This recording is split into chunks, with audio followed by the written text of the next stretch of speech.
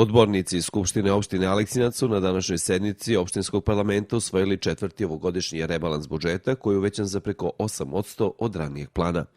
Po najnovijoj projekciji u opštinskoj kasi ove godine bi trebalo da se nađe oko 1.650.000.000 dinara.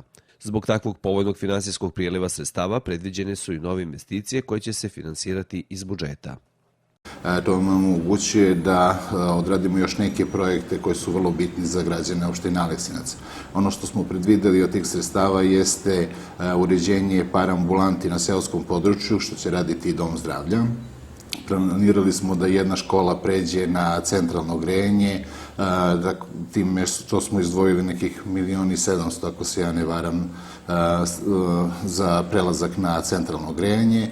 Planirali smo da nastavimo saobraćajnicu od Kormana prema Ljubešu u vrednost nekih 25 miliona, s tim da bismo taj putni pravac sada završili, ostala deonica je u dobrom stanju.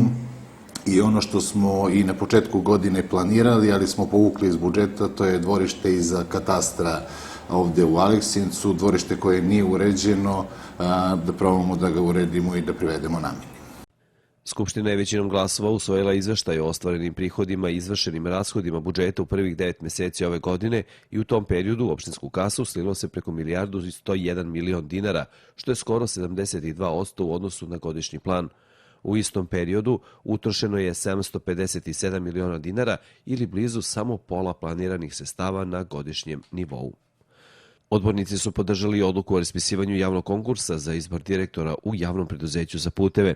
Nekoliko diskusija je bilo i prilikom razmatranja odluke o regulisanju saobraćaja na putevima opštine Aleksinac. Jedna od izmena je bila i oko Taušanovićeve ulice. Ona bi trebalo u buduće od raskrsnice sa ulicom 7. juli do raskrsnice sa ulicom Momčila Popovića da bude jednosmerna i da ima obeležena parking mesta. Odbornik opozicije Ivan Dimić iz grupe građana za bolju opštinu Aleksinac je upozorio da nema dovoljno slobodnih besplatnih parking mesta i da građani koji ne stanuju u centru, a zaposleni su u tom delu grada, nemaju mogućnost da kupe pretplatne karte po povlašćenim cenama. Svetomir Milanović, odbornik iz redova stranke Rusa Srbije, je ukazao na loš kvalitet obeležavanja saobraćajnica jer se povučene linije za kratko vreme potpuno izbrišu. Opštinski parlament je doneo i odluku o raspuštanju Saveta mesne zajednice Aleksinački rudnik, pa do izbora novog tela neodložne poslove u ovom naselju obavljaće poverenik opštine meštanin Dejan Denčev.